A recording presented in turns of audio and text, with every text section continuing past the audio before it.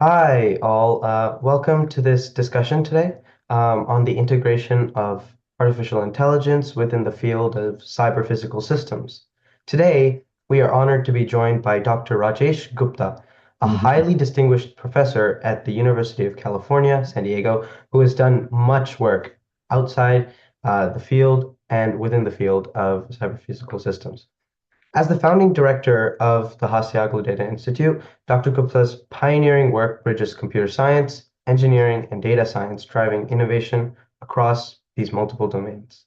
Hi, Dr. Gupta. How are you today? Hello, Shijan. Thank you for inviting me. I'm doing well. A bit under weather for cold, but other than that, I'm doing all right. That's great. Now, Dr. Gupta, it's my understanding that your work primarily focuses on cyber-physical systems and related fields. And you've been responsible for many industry standards within that field, such as various System C modeling methods and other industry standards for how things are done. Do you mind telling us a little bit about the field of cyber-physical systems and how you got involved? So, cyber physical systems is relatively a younger field, and it is an area where a realization that we had was the majority of the systems that we deal with are combinations of something physical, but also something that is computational at the cores. And it might be because there are embedded controllers, that it might be because there is distributed processing that is going on. So cyber physical systems appear in very different sizes and shapes, from very personal systems, things that measure our biometrics and health, to civil infrastructures, transportation, or other systems. So it's the combination of computational and physical systems that have to work in very close interactions in a timely manner that makes them special. Yeah. So it seems to me like what makes cyber-physical systems unique is we're not only concerned about these devices and their connectedness, but also how they communicate with each other and how they kind of work together. Is that correct? That's correct. So the computation is not the end, but a means of achieving something. It might be your thermal comfort, for example, or air ventilation systems in a large building. It might be healthcare and so on. So the computation is embedded into something which is much more physical. Yeah. So a lot of your recent work has kind of focused on the application of AI for controlling these systems. And some of this work has been focused on the security of AI, and specifically the Mhm. cyber physical systems aspect of AI. Now, one of your papers that really stood out to me was something called Imprompter. Correct me if I'm saying that wrong. Yeah. But Imprompter, you really tackled a big issue or question that I was wondering, which was, can these models kind of be tricked into revealing sensitive information and performing unwanted tasks? Do you mind telling us a little bit more about the next steps or kind of the results you saw from that research, and how you would take cyber physical systems forward to securing these models? So the cyber physical systems interact with machines on one end and humans on the other end. And therefore, the information that goes back and forth to the computational core or logic core can be one that is generated by different sources, and so and human and non-human. And so what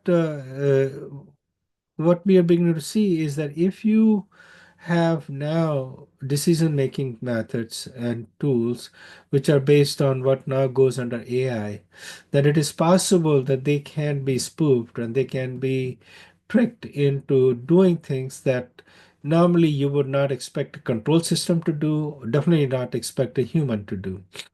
So that particular paper goes into it's a collaboration with a security researcher, Professor Arlen Fernandez, and his students and my students. So my students were working on the CPS or cyber physical systems aspect, and his students working on the security. So to show that it is possible that the queries can be made that sort of imply and reveal information that would not be directly queryable from any um, in any reasonable human interaction systems. So, from this research, do you maybe see some next steps that are coming out about how companies such as ChatGPT, OpenAI, and DeepSeek, and possibly preventing this from happening? So the companies now have to look at information that is coming to these AI systems, not only from in the form of questions and queries that a human will generate, but also time series data that might be coming through from physical interactions with sensors. For example, you might have a inertial measurement unit or IMU that is generating information which is spatial in nature. That's the time series. So, so when we talk about now processing information that is coming from these multiple sources, especially in real-time interactions, these systems have been designed to be robust enough that the adversarial reasoning is part of the internal architecture of the systems, and to prevent from this kind of uh, counterintuitive results to be happening.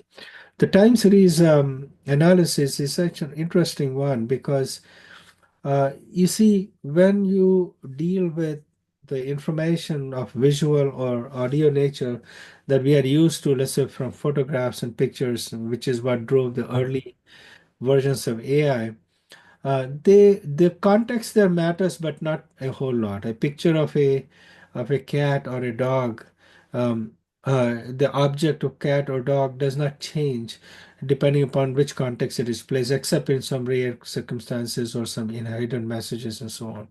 Mhm. But when you come to sensory data, let's say time series coming out of multiple IMU sensors, those are just series of numbers. And what they actually represent might be very different depending upon where the sensor is placed, how it is being used, and so on. So the context matters. So a picture of a cat does not become a picture of a dog in some other context. But in case of time series data, the context is a part of the decision making itself. It must be captured. Sometimes we sort of call this context to be metadata, and that information usually associates with the data itself, but sometimes it might even be inferred. So now the AI methods have to be robust against the kind of metadata that appears or even infer the metadata coming out of these raw data. So my other students have, for example, worked upon inferring correctly what the context that could have generated this particular data, for example. So the time series analysis, which is now beginning to be front and center of many of these AI centers, is actually about 2 to 3 years behind what we are able to do with text or images, for example. So I think going forward, you will see many more sophisticated methods for time series analysis that will be appearing. And that's mainly due to that contextual understanding, as you were saying, right?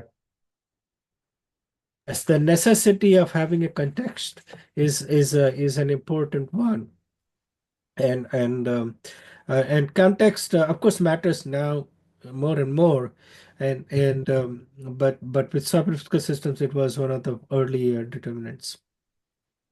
Very interesting. Now, you brought up time series data, so I'd love to bring up another paper that you were worked on, and this one's very recent. I believe it's from just 2024. Now, in the work, you guys applied large language models to these time series data.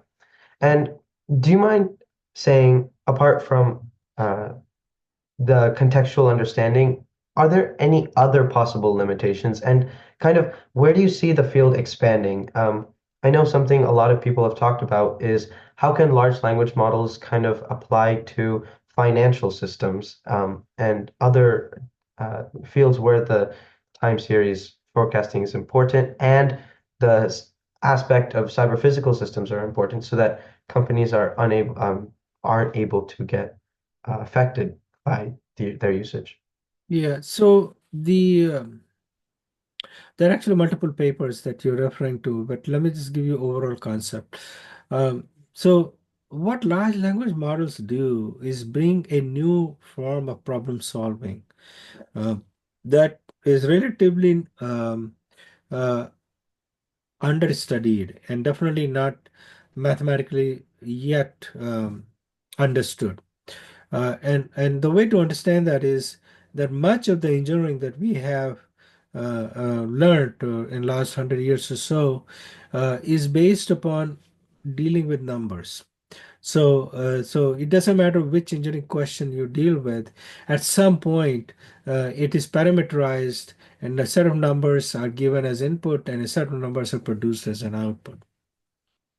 So we could quantify and we could solve for problems of engineering nature, whether it's the strength of materials or any of the other engineering parameters that we're being to optimize.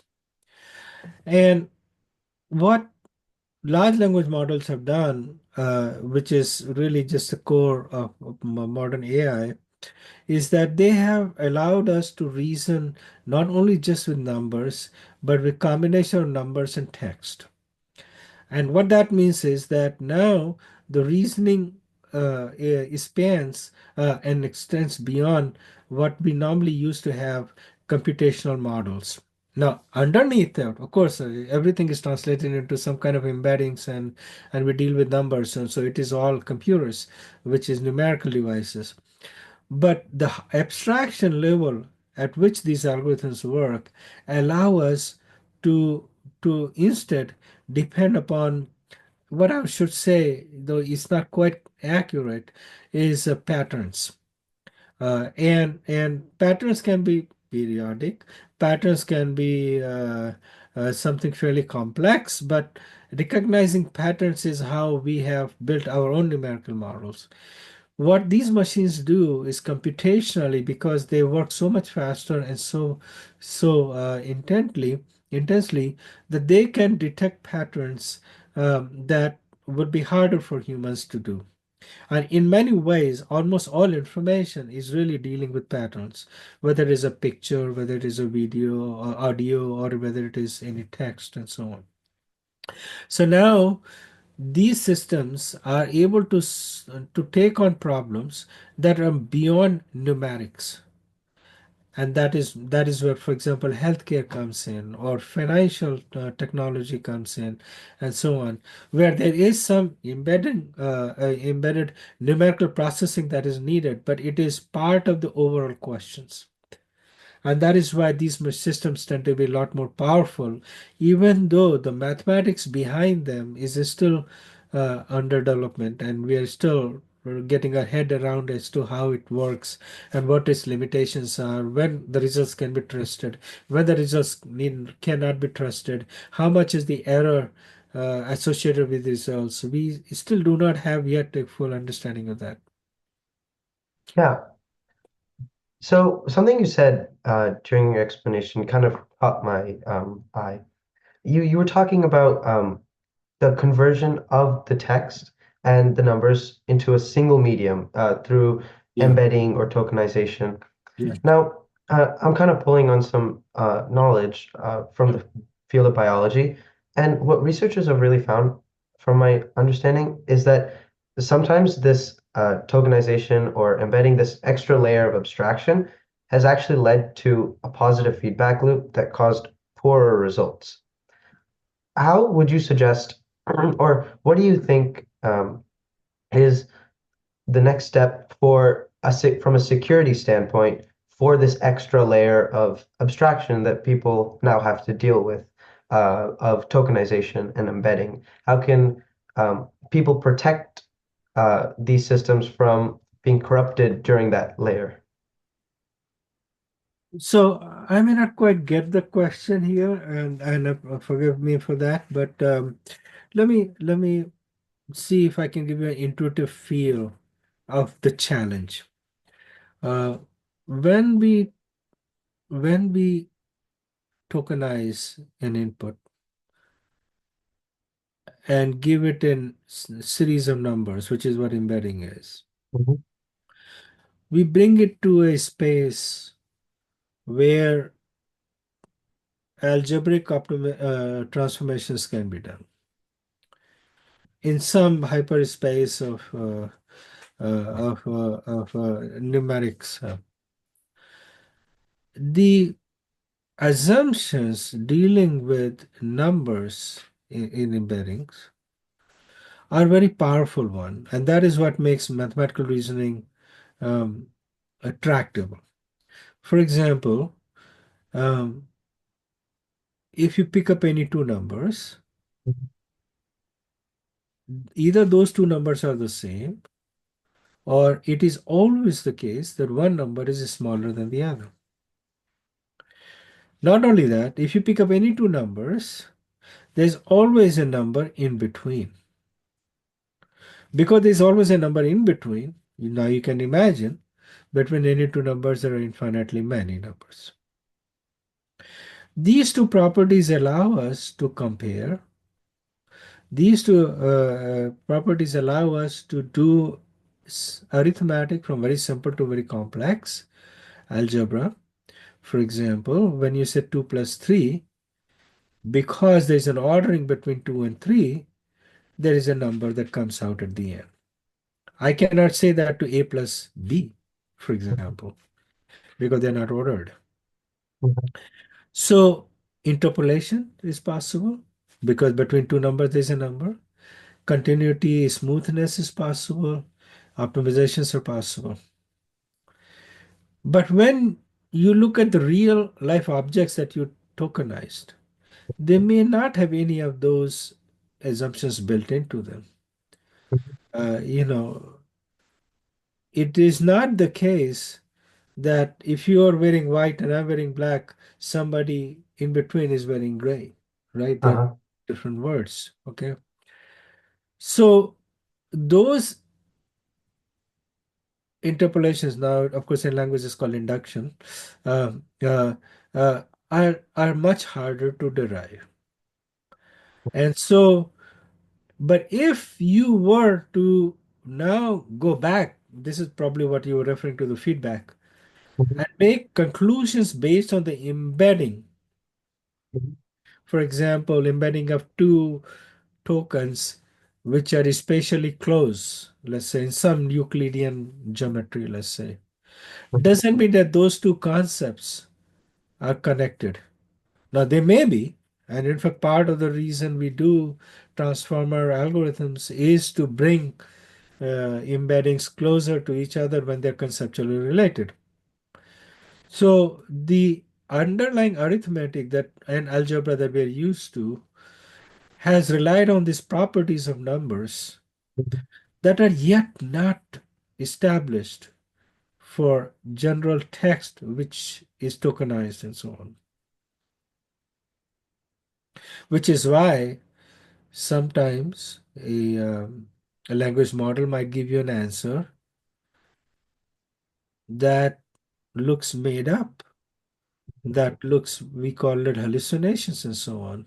Mhm. It might be because they are, at least in the embedding space, they're conceptually related and closer connected in some Euclidean manner.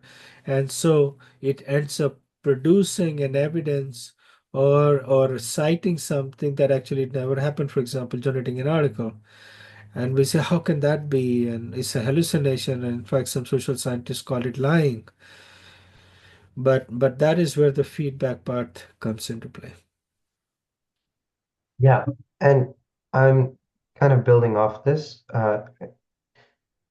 and because of this, um, because what we feed in and tokenize and embed is not yet truly, we don't know what it can produce. Is that why we are unable to necessarily increase or monitor the security of what we feed in, or is there another reason? Because Hmm. my question is a little more related to how can we prevent prompt hijacking or things along the lines of that in the steps of tokenization and embedding. So the answer to that question does not exist yet. There are many ad hoc solutions being proposed. You can have one machine in an adversarial relation with another one. You can have a checker and verifier. Uh, But the reason it does not exist yet is the math behind is still under development. What math does is it gives you a calculus to estimate limits, to estimate errors and precisions and so on. That math does not exist yet. It is still under active research by a very large set of people. So once the sophistication of mathematics and the theory behind it catches up, then I think the solutions will naturally fall out. And until then, we will be used to um, what I would say ad hoc solutions or kludges to prevent these, which I think is already happening. In fact, in some cases, people are exposing the internal chain of thought reasoning so that somebody could follow that maybe this is where things went wrong. Um, as a part of debugging process, for example, there may be reasonable tests. For example, when I make any statement, let's say, you might apply some kind of test to it, which is logical consistency, for example, with what you know, or it could be reversibility test. If it is true, whatever the contraposition, is that true or is that not true? And there are reversibility tests, there are logical devices that can be applied to check for the soundness. But generating a wrong result itself, a wrong quote unquote, here and understanding when it is wrong is actually requires a underlying mathematics which is still not quite there. yeah. So it really does seem like these two fields are always developing, which is amazing. Now, this also is where the future lies. AI and cyber-physical systems as well are going to be in every field, from healthcare, as you said, with I know medical records is a huge place where large language models and the security of all the interrelated systems. I know that's a huge field in the future, but then also finance and home, smart city appliances. Now, in this constantly developing field, do you have any advice for anyone listening on how they might get in, uh, get their start in cyber physical systems and how to grow their knowledge? Cyber physical systems is a field that builds upon many foundational fields. And so I think having a good training on those foundational areas is very, very important. They include, for example, control systems, feedback control systems. They include, for example, formal methods and formal verification, logical verification methods, for example, specification capture and validation methods. So I think those are the important basics areas that I think one should get to. Even though the problems that they present, cyber systems are difficult, I actually am a lot more hopeful that the cyber physical systems will probably become the bigger player in solving some of the harder AI problems. And the reason for that is the cyber physical systems, unlike purely software systems or purely logical systems, are not completely axiomatic. In other words, they are grounded in some reality which provides a constraint on what the set of possible solutions are. And because of that, it is possible that the learning systems become a lot more evidence-based or experimental rather than in purely logical space where the laws of physics, for example, don't apply. And so you could be in a video game, for example, and create a reality that may not exist in real life. And so I think because of that constraint and because of the scientific tradition that we already have of understanding physical world, it is possible that the cyber physical systems, when they cross path with AIs, the AIs that is applied in building cyber physical systems becomes even more sophisticated over time. In fact, that's what has happened even in computing systems. Many of the things we were doing in computer design and computer architecture for embedded systems ended up becoming important for all systems, for example, low power systems and so on. Yeah, and we've also seen this kind of um, uh, physical-based training of these models with NVIDIA's recent reinforcement learning push, Yeah, uh, which infused LLMs, reinforcement learning, to create walking humanoid robots yeah. in the digital space. So yeah, it really does seem like bridging the gap between what we know and what we want these models to know is really important to Yeah, kind of so the ground. constraint, yeah, and robotics is a great example because it can not only provide the constraint, it can also provide a rich source of learning information as well. Yeah, Boston Dynamics is also a great example. Yeah. Um, yeah, that's all that we really had for today. I Okay. had a really informative time. I hope you had a good discussion as well. Thank you to everyone that watched, and let us know in the comments what you think. Sure. Thank you. Appreciate that.